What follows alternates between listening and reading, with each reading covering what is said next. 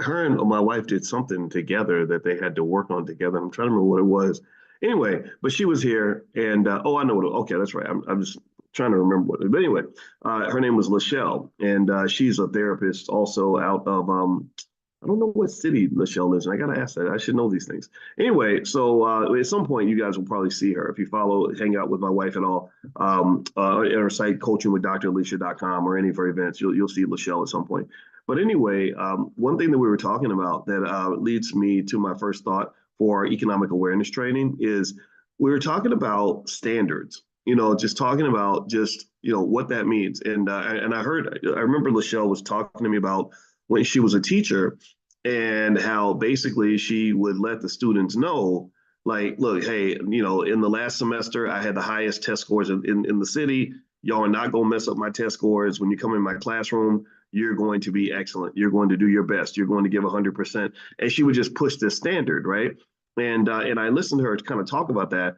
And she talked about how much resistance she got from parents. How many people just felt like that was too much, and that these kids, that not all the kids can really learn, and stuff like that. And she was like, no, that's not true. I'm going to push them to their potential.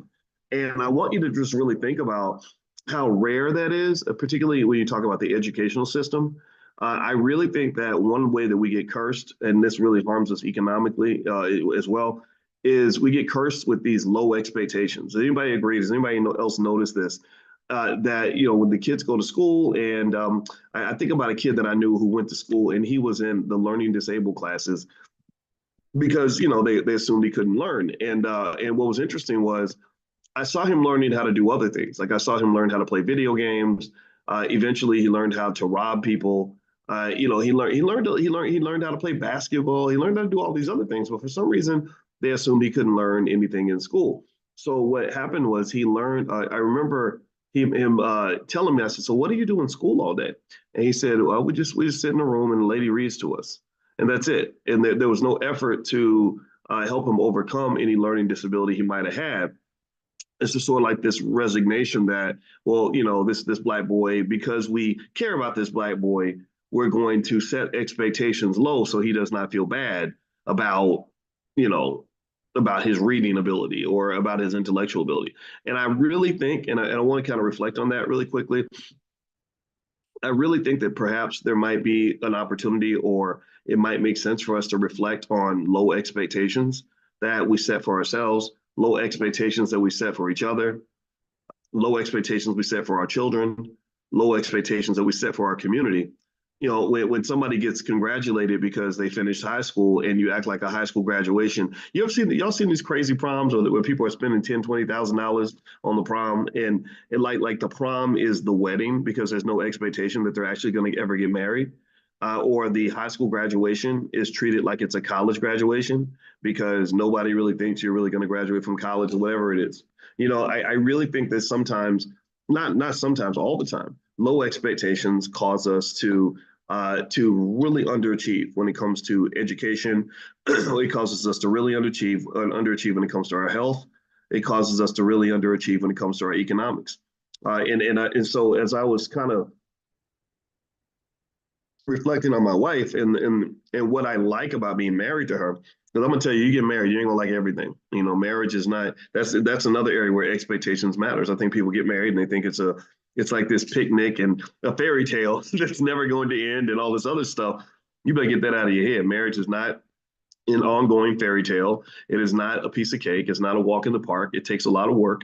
And so when I think about all the things I love about being married to my wife, one thing I can say is the expectations. I like being around somebody who pushes me to be the man that I really want to be, who pushes me to be the man that I promised myself that I was going to be. Like I didn't promise myself that I was going to be fat and die from being overweight or whatever. No, I promised myself I'd be the man who's going to work hard and go to the gym and get back in shape. I didn't promise myself I'd be the man who was sitting around lazy and not doing anything. I promised myself I'd be the man who pushed myself to be consistent and to follow through and to have a schedule and a pattern and everything else. So I really think that one thing that you may want to think about when you're talking about achieving whatever goal you have or elevating to the next level or reaching your goals financially is think about the expectations you have for yourself, and then think about the expectations that are set in your environment. because your environment will have a huge impact on what you can do yourself. Your environment really truly affects what you yourself will ever be able to really accomplish. So if you're in an environment that sets low expectations, but you expect to have high expectations, that's really like running against the wind. It's really it's like swimming upstream. It's like trying to fit a square peg into a round hole, if that makes any sense. It's not it's not something that is going to um, help you really get to where you want to get to. Your environment is really huge. So I'd be very conscious. I think one aspect of consciousness, since this is financial consciousness training, I would consciously think about the environment that you're in, consciously think about the goals you want for yourself. Also, every single morning, I would get up and literally write those goals down. And remember that your whole life is nothing more than a series of days. Like if you add up all your days, and really, there's really even the concept of a day is a contrived, constructed concept. What do I mean by that? We separate our lives into these little blocks called days because the sun goes down and then it comes back up, and then we say, oh, now it's a new day because I went to sleep and I woke back up, and that does help hit the reset button. But really, if you imagine if the sun never went down, and imagine if you never went to sleep, then your life would just be one big long day. Like that's it. It would just be one really long day, and then that just lasted for 80 years or something. And so, in a way, it's like one thing that I do believe though is that sort of breaking life into these things called days allows us to each day just really hit the reset button on what we're going to do that day. And so, my question is not, do you plan to be excellent for the rest of your life? My question really is, do you plan to be excellent today? And really, if you want to go deeper, it's not so much do you want to be excellent today? Do you want to be excellent this morning? And what does excellence look like this morning? What does a wealthy person do this morning? What does a physically fit person do this morning? What does an educated person, a person that's a high achiever, what are they going to do this morning? You understand? Because just the same way you are what you eat, you really are what you do. Your life becomes what you do. And really, this is a wealth concept. In case I'm losing anybody who thinks I stopped talking about wealth, and I'm completely talking about wealth. I'm completely talking about what it means to be a rich person versus a broke person. If you look at the next activity that occurs in the next 2 or 3 hours, I guarantee you that the majority of rich people are going to be doing one thing, and the majority of broke ass people are going to be doing something different. And when I talk about broke, I'm not just talking about money. I'm talking about broke in terms of spirit, broke in terms of attitude, talking about broke in terms of energy. I'm talking about broke in terms of effort. Broke people are going to have a very different morning than most rich people. Do you follow me? So ask yourself, just what kind of person am I going to be? And what is that person, that imaginary person I'm drawing in my head? What are they going to be doing this morning? What are they going to be eating for breakfast? What are they going to do with this extra hour of free time? Are they going to go for a walk or a run, or are they going to sit on the couch and eat potato chips? They're not going to be sitting on the couch eating potato chips. They're going to be out working out. They're going to be doing, so really focus that way. And what I like about that approach, honestly, is it really takes you from level one to level two. And what do I mean by that? Well, level one is one day. Anybody ever notice that? You ever know somebody, and some of us have done this, all of us have fallen in this trap at some point, most of us have. You ever notice people that are always talking about what they're going to do one day? Like one day I'm gonna do this, one day I'm gonna do that. Let me tell you, see, I remember one time, one time at band camp. I don't know if y'all know that joke or not, but anyway, one time when I was 14, I met my biological father for the first time, and I remember having these little Oliver Twist fantasies that my father would be some amazing man who was doing amazing things, who had lots of wealth and intelligence and wisdom and love, and would just be this awesome guy. And I didn't get that. I got a guy who was honestly a man that I don't respect very much. And he's gone now, and he never earned my respect. And I hate saying it like that, but it's true. I do have a father that did earn my respect. That guy didn't do it. And I remember I went to go see him, and I was sitting there on the couch in this awkward, conversation, trying to, figure things out. I'm a little kid. And I remember him saying something like, well, one day I'm gonna get me a Maserati. And I was thinking, even at 14, I remember thinking, okay, so when you tell me what you're going to do one day, that means that you don't have it together today. So that tells me that you're at level one. You're not at level two, because you're talking about what you're going to do one day, but you can't tell me what you did today. Now, if he said today I bought a Maserati, or I heard his mother, I also heard his mother say, just very subtly, she said, one day he's gonna get it together. A mother's love, and y'all. I know mamas are love. Y'all love the sons and nurture them, but you need the. I think that father energy is so important because sometimes you can love that son to the point where he just becomes this little marshmallow man that isn't good for anybody. But then again, I just think love is a good thing though. We all need it, but it's like a pillow. Like your whole life is not going to be a pillow. Sometimes you need to be a rock, right? So anyway, I remember hearing my grandmother, who was his mother, I heard her, she was the sweetest lady. I remember her saying, yeah, one day he's going to get it together. And that told me, okay, so that means he doesn't have it together yet.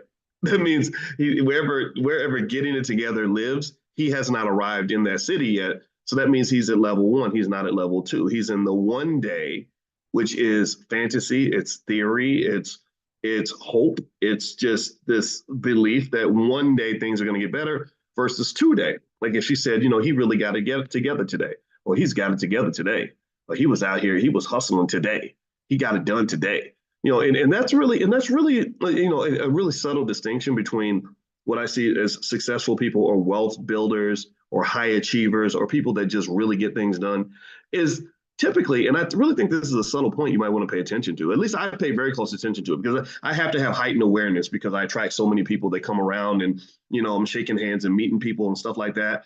And a lot of people want to come closer and get things, get to know me. So, and you have to be mindful because sometimes not everybody wants to be your friend. Not everybody is going to benefit you in your life. So I have to be very observant and I pay attention. So when people talk, I listen carefully and I sit there like this and I just listen and I'm literally writing every word that comes out of your mouth.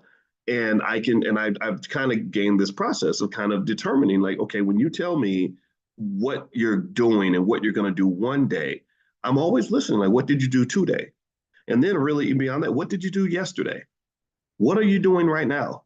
And, because the future is like this sort of mushy thing where we kind of make it into whatever we want it to be because it's flexible. You can permeate it into whatever. You're living in the ether. You're in the quantum universe of all these possibilities that could exist for your life. And we tend to pick the one that is the most optimal. Like when I visualize myself next year, I visualize myself in great shape.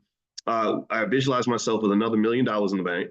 I visualize myself, just living my best life, right? Doing all the things I dreamed of.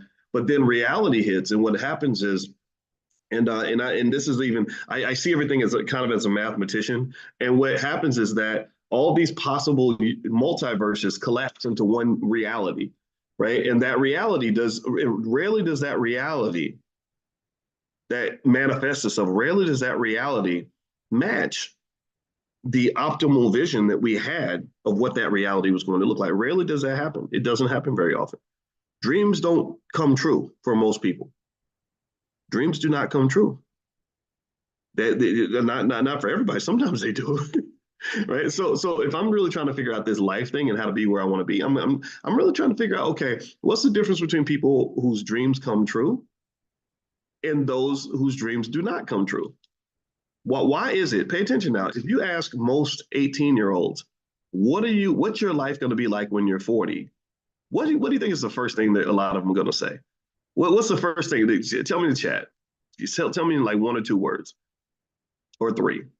What do you think most 18-year-olds predict for themselves? If you say, well, what are you going to do where's your life going to be in 20 years? I'll give you a hint. It relates to money. Most people are going to say, I'm going to be rich. I'm going to have money. At least most optimistic. Now, maybe somebody who's really depressed might say, I don't know, I'm going to be broke and poor and unhappy.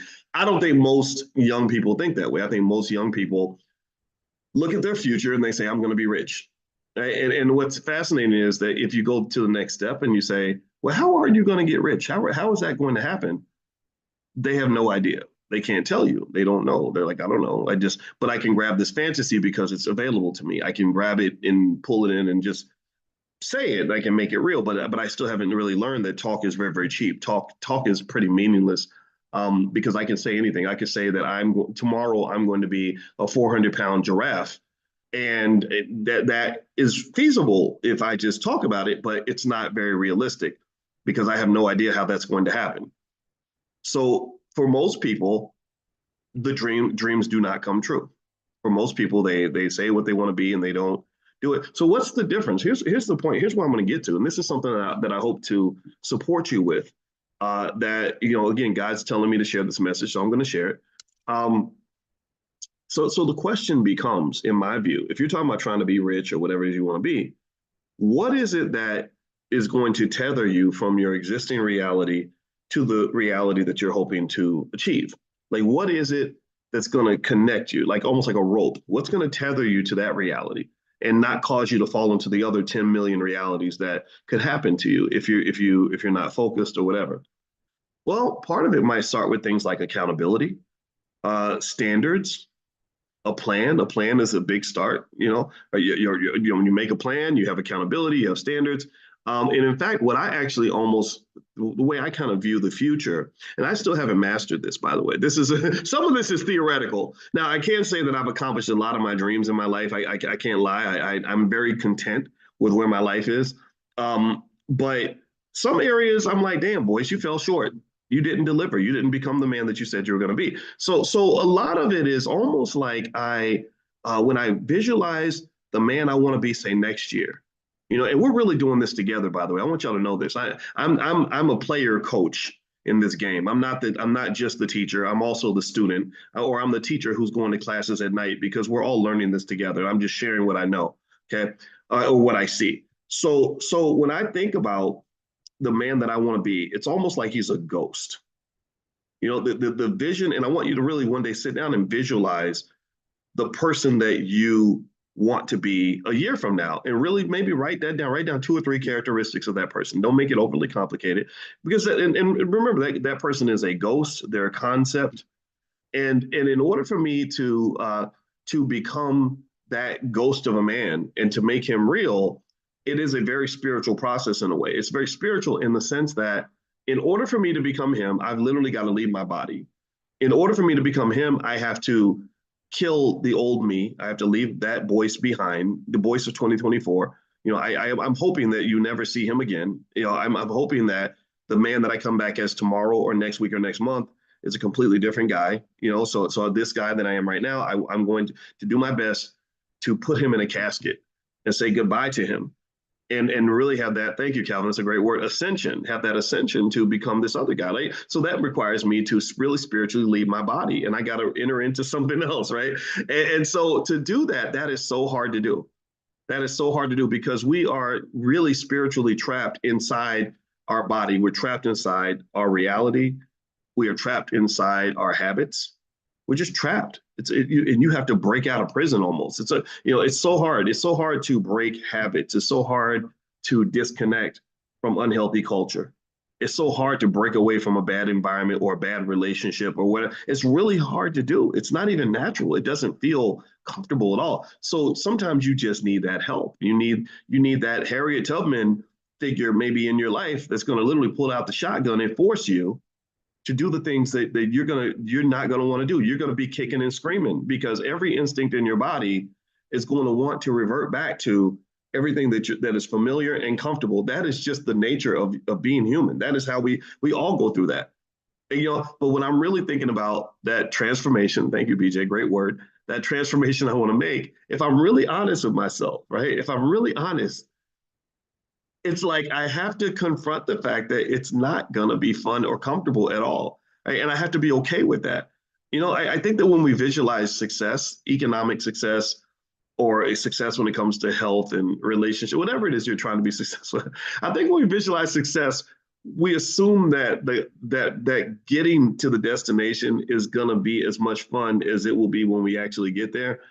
And the reality is that it's not. It's like I used to have this fantasy that one day I'd run a marathon, and my wife, and I said I'll never do it. I was like I was like 40 something years old. I said I'm too old. I ain't trying to be running no marathon. But she got me to do it. We worked up to it. We did all the training and we ran the marathon. And let me just tell you, it wasn't fun at all. It was absolutely horrible. I hated that marathon. It was one of the most stressful days of my life and depressing. There's nothing like running 17 miles and then having people say, you're almost there, but you got 8 miles to go. 8 miles is a long way. I'm like, I'm not almost there. Stop lying to me. Stop that. Stop telling me that it ain't almost over. I hate this.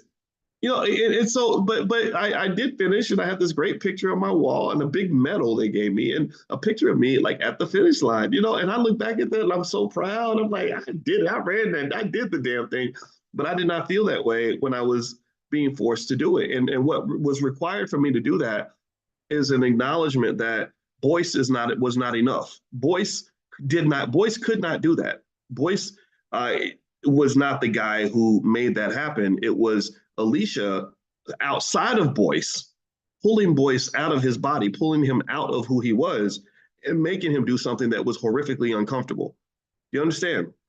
And that's what I think is really interesting about will I do it again? Probably not. I don't want it to. I don't enjoy the memory of that experience at all. It wasn't. No, I mean, if I ever do it, it'll be because it'll. You know what's going to happen. I'm going to use a word that comes up a lot when people talk about relationships, but I'm not talking about relationships and dating. I'm talking about just a relationship with yourself, with your future self, or the version of you that you want to become. It's a very popular word that's used a lot when people talk about relationships, and the word is submit. Submit. And I know it triggers a lot of people, and people say, I'm not going to submit. I don't. Why would I submit? I'm going to tell you, I really, when I'm at my best, I have to submit, because what submission does is it really requires a level of humility where you have to accept the fact that you can't do it all by yourself, and there's something bigger than you that's got to be driving this bus. You can't say, I'm not submitting to anybody's instruction. I'm not following anybody else's protocol. I'm not letting nobody tell me what to do. Because guess what? When you think that way, and you've always got to be the driver of the bus in your life, then you're going to end up never growing. You're never going to grow because you can't outgrow yourself, really. You really can't. You can't force yourself to outgrow yourself. Do you understand what I'm saying? You can't do that. You can't be anything greater than what you are already. You can't be anything greater than you. Calvin, you can't be anything greater than Calvin. Veronica, you can't be anything greater than Veronica. Not by yourself. Not by yourself. In order for you to grow, I believe, again, this is just my 2 cents. If you disagree, it's totally okay. You can't grow unless you submit to something bigger than yourself that's going to pull your raggedy ass up out of your body.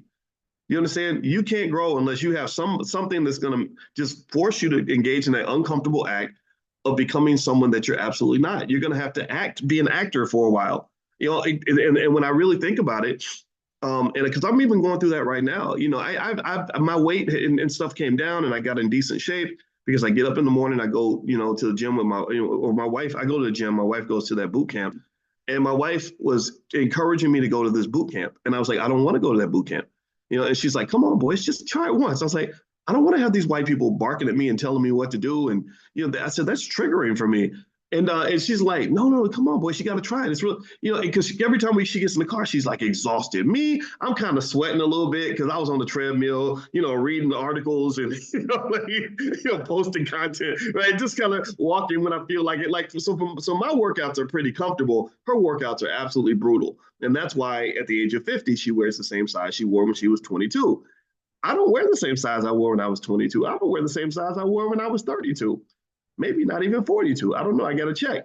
So here's the thing. I remember thinking, I really don't want that. I really want to actually lose this weight. I really want to actually get in a higher level of shape. And so I went with her to visit the boot camp reluctantly, and it was hard. And I was there, and she was like, well, do you want to come back? Do you want to sign up? And I was like, no, I don't. Like, no, Boyce. And what I was saying was that Boyce does not want to sign up. And what I realized is that while Boyce does not want to sign up, I know Boyce needs to sign up. So the only way I can force myself to do something I don't want to do is I have to submit.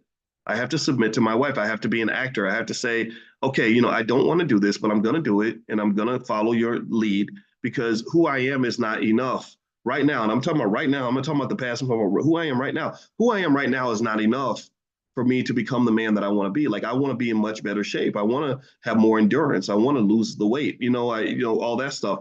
So I got to submit. You see what I mean? So really, what I say to you is that whatever mountain you're climbing, it's always an ongoing journey. And I encourage you to never become so arrogant that you can't submit to something that's going to make you into the better version of yourself that you need to be. So if you want to grow financially, you're going to have to submit to something or some process or some person or something that's going to force you to behave and do things in ways that you've never done them before. Because if you keep doing exactly what you're doing, you're going to get exactly what you've been getting.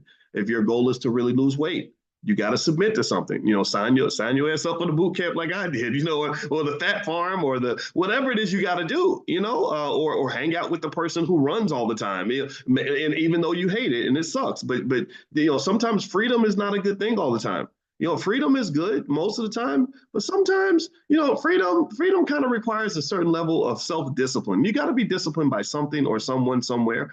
And what I find is that self-discipline ain't always enough. Because I don't know about y'all, but self-discipline can be tough for me. So getting up at 5 a.m. to go work out is easier when my wife gets up and I've given her permission to kick me out of the bed, even if I say I want to keep sleeping, because I know what my reaction is going to be. I'm not going to want to get up at 5 in the morning when it's 7 degrees outside. So I need you to force me to be the man that I say that I want to be, because life is short. And one thing that I've just concluded, and these are things I thought about when I was 20 years old, is that life is very short. Most people waste their time. Most people don't get to become the person they want to be. They don't achieve their goals because most dreams don't come true. So if you are a person who says, okay, you know what, if I make a New Year's resolution, I really want to keep it. Or if I have a goal, I really want to accomplish it. I really want to be something better than what I am right now. And I believe that you have it in you, because that's why you're here. That's why you get up every morning, you hang out with me, and we talk every day. Then I encourage you to find something that's going to push that standard. Let's go back to that original core term that Rochelle mentioned, Rochelle, the teacher I talked about earlier. Standards, standards, standards. When they look at excellence and accomplishment and they look at wealth and everything else, everything is always about standards. Education, standards. Health, standards. People that are healthy, they don't eat the same thing that everybody else eats. They don't think about, they don't work out. They work out more than everyone else does, right? People that have wealth, they have high standards. They save and invest for their children. They save and invest for themselves. They're always looking for ways to learn how to make money. And people that don't have high standards, they don't tend to have high wealth, right? Let me know if you get what I'm saying. People that don't have high standards of economic training and financial literacy and goal setting and economic discipline, then their bank account, unfortunately, is going to be a reflection of their effort, of their approach.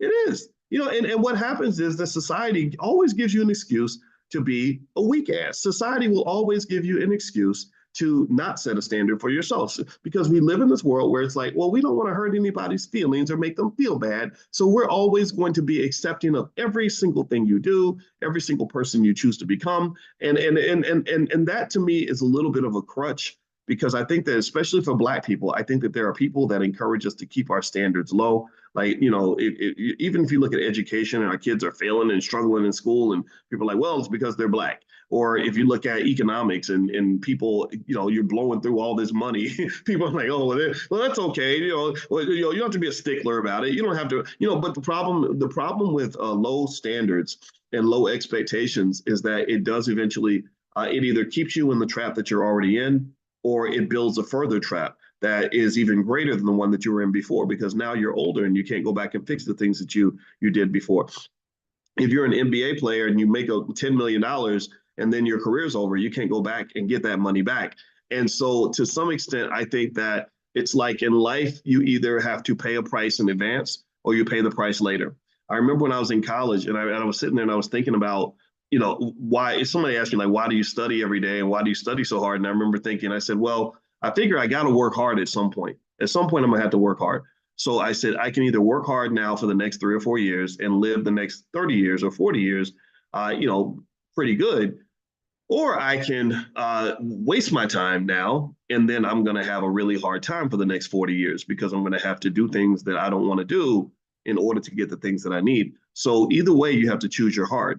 And what happens is, and the reason that the most successful people in America tend to be people that believe in delayed gratification, is that you get the best ROI on your effort if you do it early in the process. If you do it in advance, that's the best ROI, as opposed to doing it at the end. It's almost like, I remember in college, I remember noticing how college students study, because I wasn't really a college student. I never made good grades before. I just learned my own method of studying, which was very different from what my friends did, because I didn't know what to do. So I just did what made sense. And I noticed how so many students would try to learn everything for the test 3 days before the test. Anybody else remember that? They would just sort of cram it all in, and they would be stressed out. They'd be staying up drinking all this coffee and no dose, and they'd be stressed out and exhausted and everything else. And then they would do all that just to get a C or a C plus on the test. They wouldn't get an A, right? But they, and I remember thinking that's so strange that you put in all that effort just to get a C. Whereas if you put that same effort in 2 or 3 weeks earlier, you would have gotten an A. So it's not as if I put in more effort than they did. I just did it sooner. I did it early in the process, 3 weeks before the exam, so the concepts could settle in my mind. And you did it 3 days before the exam. But when I look at your experience versus my experience, your experience was much harder because I was just casually studying and reading. I didn't have a time deadline. I would just casually go through the material and take my time. You're trying to read 5 chapters, in 3 hours. That's really hard. That's really stressful. So you went through it. So pay attention now. Here's what's interesting about life is that the people that don't make a plan and the people that don't have the discipline, either internally or externally, to plan in advance and to prepare, those are the people that end up working the hardest, actually. Those are the ones, because you're playing catch up. Right? You're in survival mode. And that's very, very stressful. It's very stressful to always be in survival mode. Your cortisol levels are super high.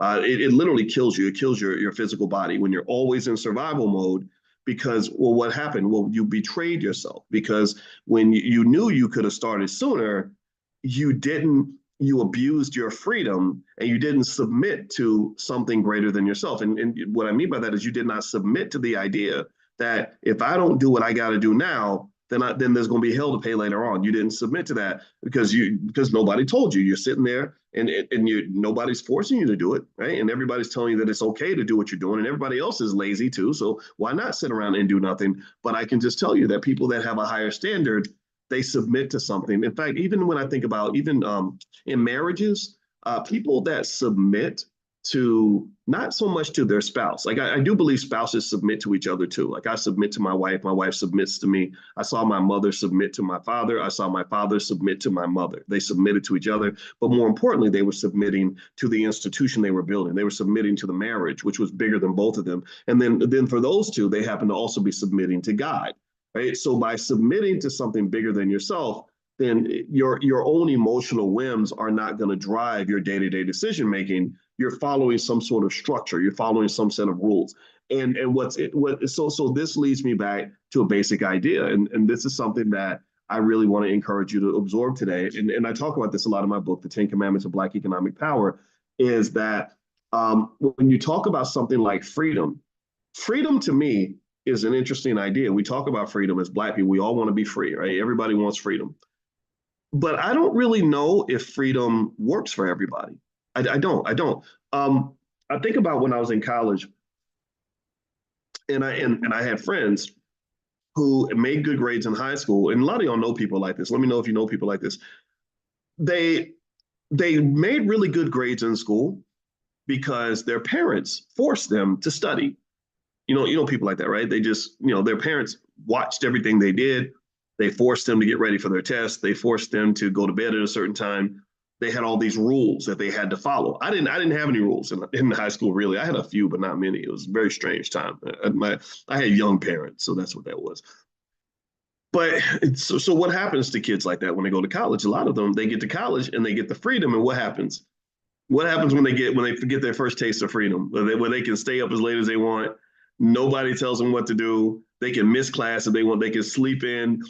If they're not mature enough, they lose their mind. They go crazy, and next thing you know, she's going home because she's pregnant, or he's dropped out because he got a 0.0 grade point average, or she became an alcoholic, or he's facing some criminal charges, right? Just all kinds of crazy stuff can happen. But why is that? Well, because they get that freedom, and they aren't mature enough to handle the freedom because they don't want to submit to anything. The self-discipline's not there. And so really what I would argue is that freedom is something that requires a certain level of maturity. And it requires submitting to something that's going to make sure that you have some sort of connection to basic ideas of success, like delayed gratification, preparation, things like that. In fact, it's interesting because if you look at slavery and the reasons that white people said that black people should not be free, is they really felt like we were just undisciplined people. They said if we let them go free and we don't tell them what to do, then they're going to lose their mind and they're going to go out and they won't survive. They won't be able, which is a very insulting idea. It's very insulting. But what is true though is freedom does require a certain amount of accountability and responsibility. And so if you are a person who wants to be free, but you don't want to be accountable for anything, you don't want to be responsible for anything, you don't want to have any kind of discipline toward anything, then at some point, what's going to happen, in my view, is that you're going to struggle, you're going to fail, and the universe will turn you into somebody's slave.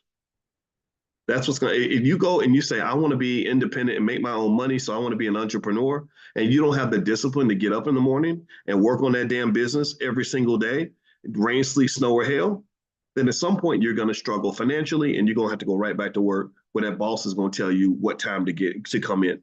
And the boss is going to tell you what projects to work on. If same thing with the college students, the ones who couldn't find some level of self-discipline, well, they ended up having to leave campus and go to work. And then they were forced to have discipline. So freedom is something that requires a certain element of maturity. Freedom is something that requires a certain level of discipline and commitment. Also, freedom is something that must be defended. And the way you defend your freedom is through your self-discipline. So when I get up every single day at 6 a.m. and go to work, it's not because I have to. It's because I'm defending my freedom. Because I know that if I say, well, you know what, I'm Dr. Boyce Watkins, I can lay around and do nothing. Well, at some point, I'm going to struggle due to that lack of consistency. And then I'm going to have to go beg a white man for a job. You understand? So this idea of submitting to something, I would ask you just, what do you submit to? Maybe you submit to a code of conduct. What is your code? Your code defines your standards. I think everyone, anywhere, whoever wants to achieve anything has to submit to something. And depending on where you are in life, that determines what you submit to. But I would encourage you, submit to something. Aisha says, I submit to my family. Exactly. Aisha is going to have a much more stable family than somebody who doesn't submit. Somebody who just does whatever they want to do and says, screw my family. They're not going to have a family for very long. So submitting to the thing that you believe in, the thing that you want to be, the thing that you want to build, the thing that you want to develop, whatever it is. And it's hard because it does require humility. And I know for me, it's hard because I have to admit that I'm not enough.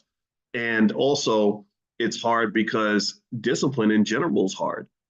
But failure is also very, very hard. And I'd rather have discipline than to constantly confront failure and disappointment and live a life of regret. So let's be disciplined. That's how we're going to do this. That's how we're going to build that wealth. Because let's just think about it. Let's talk about the financial part really quickly. If you think about it, when we talk about things like the $5 a day plan, where literally every single Black family on this planet of any income level can have hundreds of thousands of dollars in wealth in a couple of decades just by consistently investing in the S&P 500. That's not a complex idea. There's nothing about that idea that requires you to go to college and get a finance degree. What it requires is discipline. It requires a standard. It requires submitting to whatever your plan is and your vision is, for the future. And if you have those things, then it's very easy to build wealth if you have some sort of code of conduct that sets a standard for you that is going to get you where you want to get to. If I want to go 1,000 miles in 20 hours, I have to submit to the idea of driving 20 hours at 50 miles an hour. I must submit to that. If I cannot submit to that, then I probably won't achieve my goal. So what are you submitting to? You got to submit to something. Maybe if you're religious, you can submit to God. What does God want you to submit to? What code of conduct comes with that? I think that's perfectly fine. A lot of people make fun of this, but I really think people that get married and say, you know what, I'm not submitting so much to my spouse, I'm submitting to God.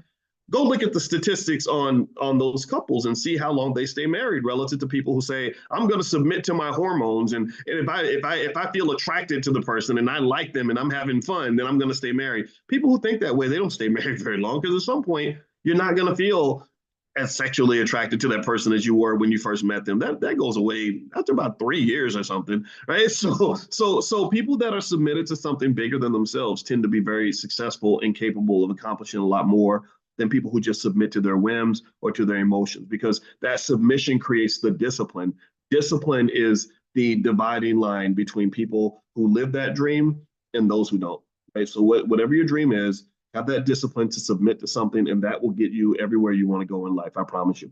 Okay. All right. So that's it for today. By the way, just a reminder, if you want to take a look at some of our stuff that we have in the Black Wealth Mastery store, you can go to drboycebooks.com. Later on today, I'm going to do the portfolio power play, and I'm going to break down what I'm seeing in the stock market. There's a lot of interesting dynamics happening in the market, as really there are every week. And so if you want to join that at noon, just get on the text list. Text the word morning to 87948. If you text morning to 87948, I'll send you a link where you can join us for the portfolio power play.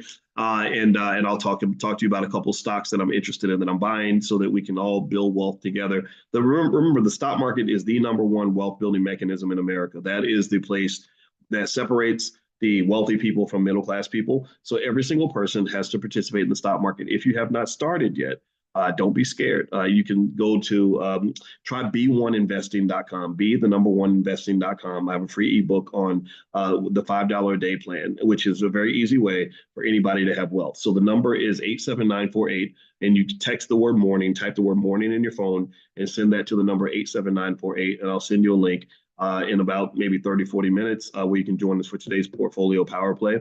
What else is happening right now in the Black Business School? We have a few other things.